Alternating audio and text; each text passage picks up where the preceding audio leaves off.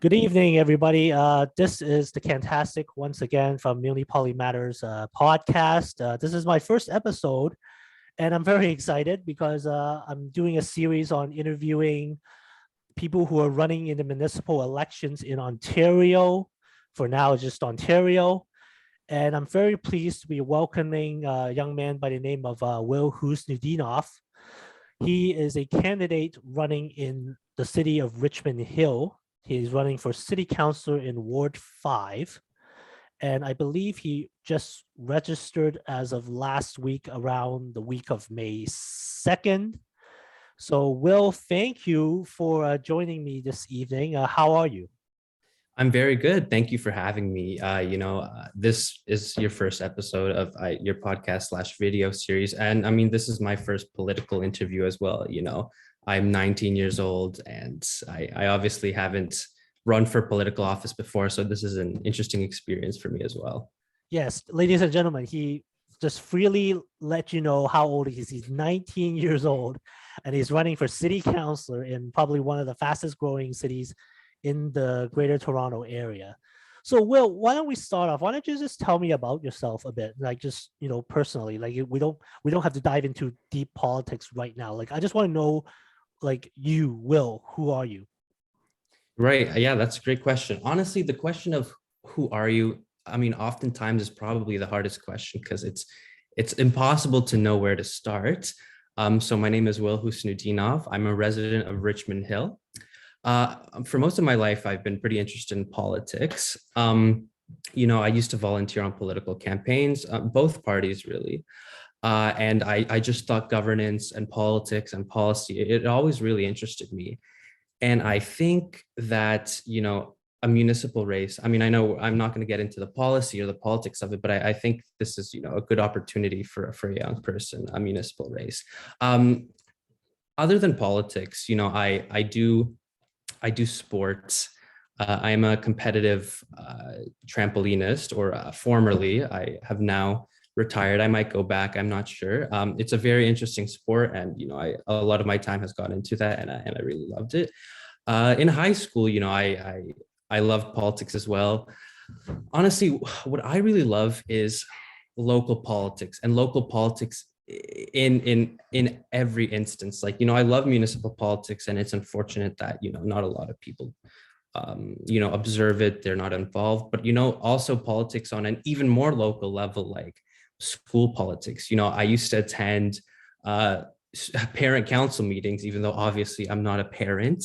But I still attended because I love to, understand the nitty gritties of local politics, even on the school level. And, that encouraged me to join student council and then to run for student council, because I believe that, all levels of government, or I mean, I guess you can't even really call student council a government, but I mean, on the local, I mean, that's the most local you can get. And I just love meeting people, talking to people about their issues, whether it be on a grand scale or on a local scale. Okay, that's very interesting. And I think 19 is a little too young to be retiring from like active sports event, no matter what it is. But that's just me. But I hope maybe at some point you can get back into it because it sounds really interesting. So you mentioned how you got started in politics, and you mentioned you worked on like both like two different parties during the course of your involvement. Like, and did you find anything interesting that contrasted the parties you worked with? Like, were there any similarities or differences? Yeah, I mean, I think that, in a democracy like Canada, I think parties have more in common than they do apart. I mean, I know they differ on policies, but I mean, when you get down to what these parties want to do is, they want to change the city or the country or the province, or, they want to remain the same. I mean, it's all about policies. And I don't find the two major parties, liberal, conservative, and even the NDP for that matter, to be too ideologically different. I think mostly, they fall pretty moderately, even on the NDP. But I think volunteering for these campaigns taught me that it's great to work across party lines. Work volunteering for the Liberal Party and volunteering for the Conservative Party taught me that people have more in common than they do apart. And I think we need to work to lessen divides politically, because, there's a ton of polarization. We mainly see it, in the United States with the Republicans and Democrats, but, political divisions still exist in Canada as well. Even on, a nonpartisan municipal level, there still are huge, semi-partisan divides. And I think working for these, or I guess volunteering for these two parties, really taught me that we should be working together and we shouldn't isolate ourselves in one party or another. That's very interesting because, yeah, I think in the municipal arena, there is that ability to sort of just build a broader coalition between people from different parties, because you're not running under the banner of a party so much as a person. In effect, the person is an independent, really, and they can, based on their own appeal, can attract a number of people to their cause. So for the listeners there, for those of you who don't know where Ward 5 in Richmond Hill is, I'll just try to briefly describe it. I have the ward map in front of me, and I may post a picture of it later on when I put this podcast up on my letter. So Ward 5 runs from Highway 7 to the south, to Bathurst in the west, to Major Mackenzie Drive in the north, and then to Bayview Avenue in the east. And then there's a bit of a sliver that goes to Yonge Street. So it's kind of shaped like an inverted L. And why don't you tell me about some of the neighborhoods in Ward 5, because that's the ward that you've registered to run in. Yeah, I mean, we have a lot of diverse communities. We have Richvale, which is, I guess you could call it a borough. We have a ton. I think Ward 5 is extremely diverse. There's a ton of different ethnic groups, cultures, ages, and I think, these cultures and these ethnicities living together is really, an amazing thing. Like, this can happen. It's great that we see this in a country like Canada, where there are so many divisions, but, on the local level, on the ward level, these communities work together and strive for great things. Okay, very interesting. So let's get into your candidacy a little bit. So you registered to run very early. I'm just checking the city's website right now. You registered to run on May 2nd, which I think was the Monday. So the first day. So you were like one of the first candidates to register. I noticed that over in Ward 1, there's a Carol Davidson who registered to run as well. I believe she ran it last time in 2018 as well. She's also, I've seen her name before. She's part of the Council Accountability Group of Richmond Hill. I don't know if you're familiar with that organization. Yes, I am familiar. Yeah, I think she actually resigned recently. Oh, okay. Obviously, probably to do this. Yeah. So, so you mentioned that there's a number, like, you are very interested in politics, but particularly for this council race, like, was there a specific reason why you decided to jump into council, or was it just the broader thing you mentioned earlier about how you found municipal politics to be the more important arena when it comes to what government can do for the people? Yeah, I'm running for city council because I really think that we need fresh ideas and new perspectives in Richmond Hill. I think our residents are faced with so many challenges, like increased cost of living, increased traffic congestion, and housing affordability. And it's clear, unfortunately, that the incumbent term of council was not able to deliver on, the much needed changes to our municipality. And I think that the residents have seen that. The residents of Ward 5 need a representative who isn't mixed up in the deep political and personal divides that haunt our city council. Municipal politics in Ontario are supposed to be nonpartisan for a reason. Councillors are supposed to work collaboratively to find solutions. And we've seen that in this council particularly, there are these unofficial political factions that should not exist on the municipal level that are incapable of seeing eye to eye. And I want to join city council with the intention of building bridges and not burning them, because I know that we're only capable of moving in a positive direction if all sides work together. Yeah, I think I know what you mean, because from my observations of what's been going on at Richmond Hill City Council in the past year or so, this really kind of started, I think, but it may have lasted long before, when Mayor Dave Barrow resigned after he was on medical leave. And this sort of left council split in an even number. And I think this is what led to the sort of factionalism that you spoke of. And then there was a by-election earlier this year that elected a former councillor David West to the mayor's job. So I'm curious because that left his Ward 4 vacant, and there was an appointment process. Like you, since you sound so eager to like join city council, did you consider like applying for the appointment process first, or before you decided to run? No, actually, I didn't consider it. I mean, I was, of course, aware that it was happening. I think Councillor West, now Mayor David West, was a great representative for Ward 4. And I believe that, in order to properly represent one's community, you have to be a part of it, right? I'm not a resident of Ward 4, so I don't feel like it would have been proper of me to go into that seat. But even if the vacancy had been in Ward 5, I'm not confident that I would have even gone into that, because firstly, I believe that, I should be elected by the people of Richmond Hill and of Ward 5, because those are my constituents and those would have been my constituents. But I feel as though even if I'd gone to the appointment, there's a lot of potentially, backroom deals, and, voting might not have been, it might have been in these factions again. There could have been, political divides, like, and I feel like, I'm not, ingrained in these, political sides. Like, I'm not a member of either side, and, that would have left me with not many votes in the appointment process. Oh, interesting. Yeah, because the appointment process, you're right, it is sort of really on an inside baseball kind of level thing, where it's like you're campaigning for just like the 8 votes around council rather than just the broader population. So let's look at Ward 5 a bit. The current councillor, I believe, is Karen Silovitz, and now I have no idea whether she's planning to run again or not. So I don't know if this factored into your decision, but obviously, as the nomination process rolls on, the deadline to register as a candidate is August 19th at, I believe, 2 p.m. So obviously there will be probably more other candidates that will look into jumping into this race. So what makes you think you are uniquely qualified to be the city councilor for this ward, based on what you bring to the table? Like, why should people select Wil Husnutdinov over Karen Silovitz or whoever else to be their representative on Ward 5?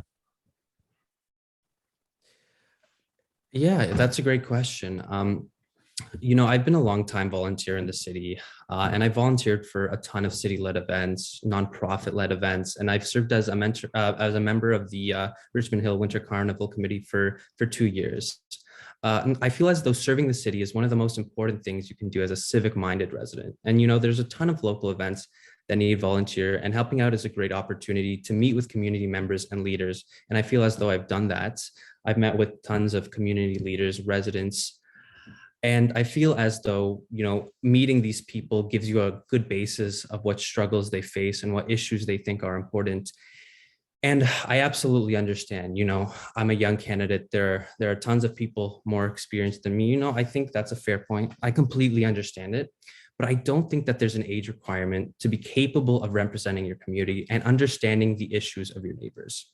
My age doesn't stop me from experiencing the day-to-day struggles faced by my community.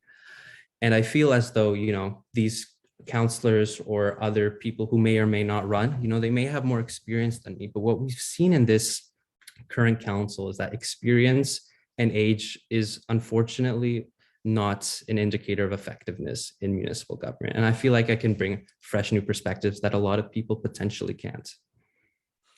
Yeah, okay, very interesting. So let's move on to a bit about sort of like broader issues related to transit and housing. So Richmond Hill has a very unique, I think, infrastructure project coming its way. It's that the Young North Subway. It's the plans are there. It's the route has been established. I think the funding has been provided by the provincial government. Recently, there was a decision to use a municipal zoning order to allow a series of like very tall towers. Some of these towers look like almost 40 to 50 stories high. I mean, these are like, for I guess for a town of Richmond Hill that's used to maybe just even mid-rise buildings in their midst. Looking at pictures of renditions of this proposed development, it looks something very futuristic and, rightly or wrongly, very concerning to more established residents who might be concerned about how this affects their quality of life in their own existing neighborhood. What are your thoughts on this ministerial zoning order being used to kind of approve this node, I guess, in this future transit hub? Yeah, I'm very glad you mentioned that, because I am very concerned. Yes, what you're referring to, I guess, is the EMZO, the Enhanced Ministerial Zoning Order. And I don't think that's an appropriate action to take, because that basically circumvents every single municipal process that's already put in place. Basically, the provincial government said, we're going to circumvent, the processes on the municipal level, and we're going to do what we want. I am aware that, according to our constitution and the Municipal Act and everything, that the municipality is virtually powerless against the provincial government.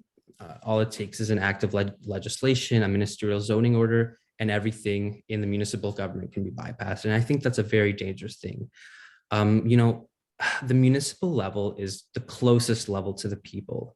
In many cases, these councillors, these representatives, they're your neighbors, they're your colleagues, they're your friends. They're more capable of representing you than those at Queen's Park are. So that's why these ministerial zoning orders should not be happening. Everything that happens in regard to development should be done through the municipal level, which is much more accountable than the provincial level. But in terms of these developments, I think we need to remember that the city of Richmond Hill is not the city of Toronto. And our goal as a municipality shouldn't be to copy everything Toronto does. Richmond Hill is not a place for skyscrapers or extremely high density, but I recognize that we can't have housing affordability if we refuse to build in the city. But we need to ensure that these developments happen with the residents' interests in mind. These developments can't come at the expense of the residents. Building high rises in tight-knit communities and established communities, as you said, it's not going to help fix the housing supply. There's a plethora of developments which have already been approved to have been built but are not being built. We need to ensure that those developments progress before we approve any other developments. We also need to move from high density developments to the missing middle, medium density ones. There's a shockingly little medium density housing proposals, which would increase the housing supply while putting much less strain on our public infrastructure than high density housing would. I guess you're going to have to find the balance between appealing to what existing residents can, I guess, accept and welcoming new residents, because that's key, is to be able to welcome new residents, because that we'll have this affordable housing crisis that some people I've talked to are proposing somewhat more radical solutions in terms of, I know you said you believe that municipal government is like the one closest to the people and they need to have some more say in what's going on in the local communities. And that makes sense.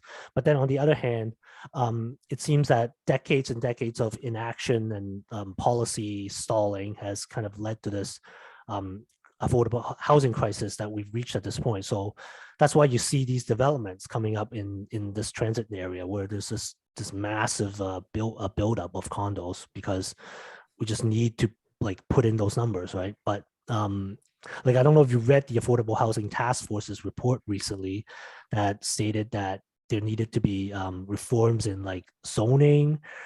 I'm hearing conservative leadership candidates propose tying funding for housing to, they need to reform their zoning laws or else they won't get the funding. Do you have any thoughts about how housing policy and zoning policy on a more national scale is being debated and how that affects Richmond Hill? Yeah, I really think that we need to strike a balance with all things. If we don't build houses and we don't develop and we don't change our zoning bylaws, things will be stagnant, unfortunately. And I think that's a real problem, because young people are leaving our city in huge numbers. There's lack of affordability and there's lack of opportunity. And that leads Richmond Hill's best and brightest leaving the city to go elsewhere, to go up north, to go down south, the United States, because there are, unfortunately, are just more opportunities there than there are here. And I think we need to ensure that we, have economic stimulus, and we need to ensure that we have affordable housing so that we can retain these bright and educated individuals. Okay, so we mentioned the Young North subway. Like, let's talk a little bit about transit. Richmond Hill is still, despite the BRT along Highway 7 and a more integrated bus network through YRT. This is still a very car-dependent city because of its suburban nature. Like, do you have any ideas locally how you can improve public transit in Richmond Hill? Yeah, absolutely. I think that, well, firstly, the YRT, it's regional jurisdiction, but that doesn't mean that, the municipality of Richmond Hill doesn't have any sway over what happens. We have 2 regional councillors that, should lobby on Richmond Hill's behalf on the regional level. I think transit is a big issue because, unfortunately, because there aren't many opportunities for employment for young people, they oftentimes have to commute to the city of Toronto or other cities through, the YRT and then the TTC. And I think that puts a strain on traffic.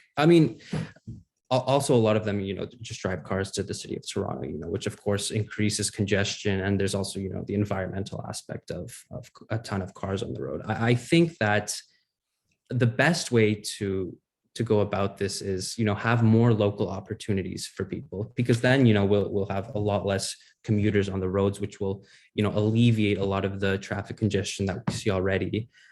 And also, I think that, if we finally get the Yonge subway line extension, that will also alleviate a lot of traffic south of our border. And I think the city needs to do everything it can to ensure that this happens. Okay. This is a bit of a pet peeve question, but I had been a bit of an advocate on something called ranked balloting or ranked choice voting. And I've always told people that ranked balloting works better on a municipal level because you're all running as independents. There's no party label for people to help identify you.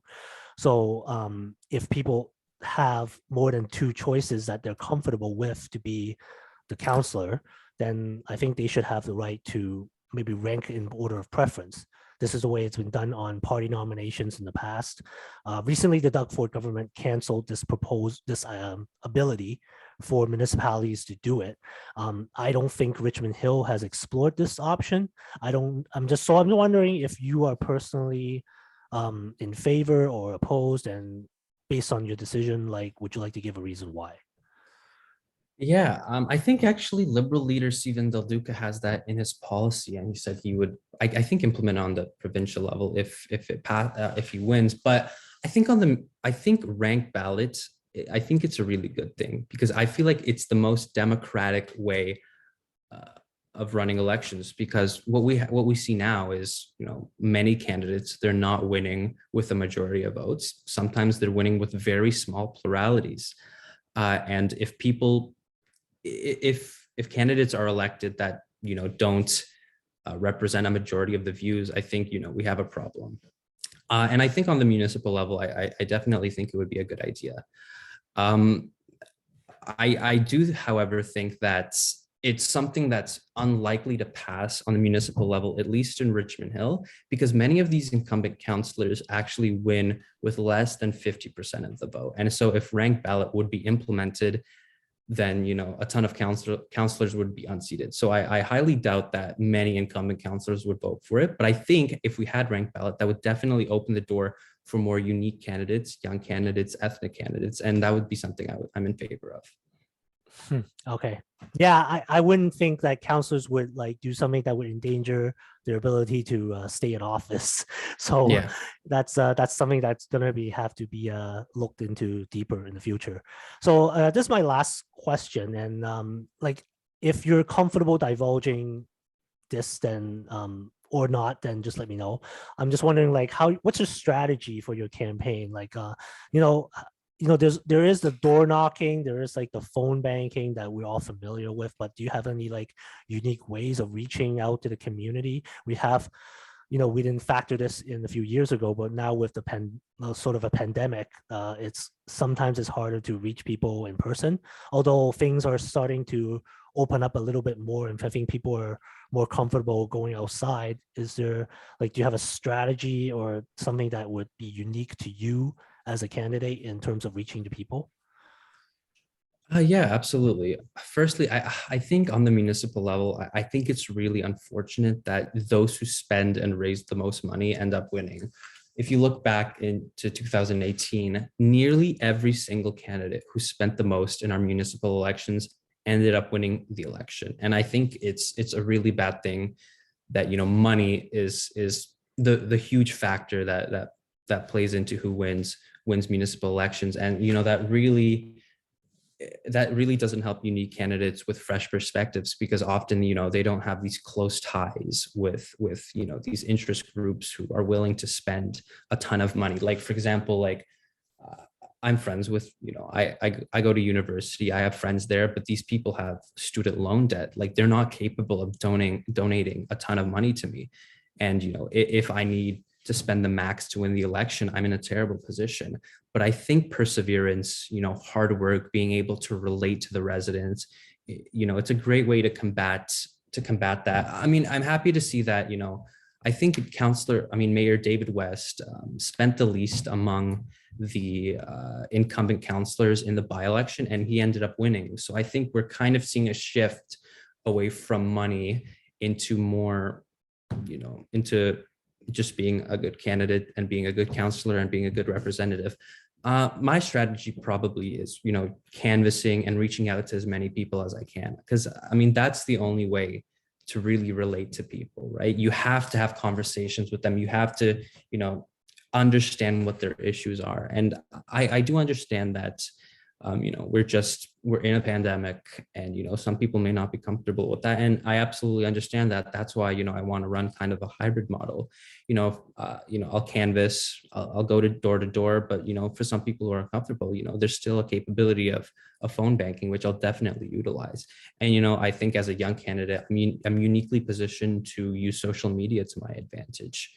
I think that's a great way to reach out to the younger generation, who often, rarely participate in the election. And I hope that if they see a young candidate, they see I'm using these modern methods of campaigning, they might give me their vote, and I really encourage them to do so. Sorry, I put myself on mute there for a second. Well, with that, thank you very much, Will, and wish you the best of luck. This is going to be a very interesting experience for you as a young person, I think, to run as a candidate yourself and not just being the volunteer part. And I think based on what you've told me, you do have experience in doing this.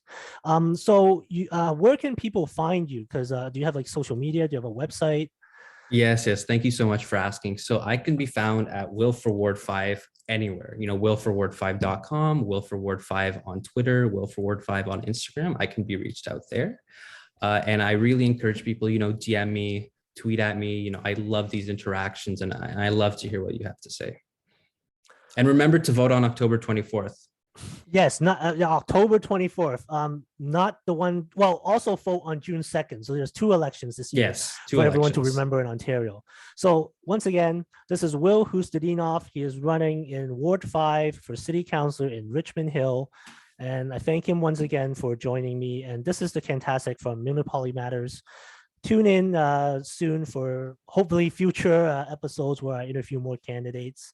And such, and looking forward to seeing everybody on the hustings and checking out what's going on in this exciting election season. Thank you very much. Have a good day. Thank you so much. Have a good day. Thank you, Will.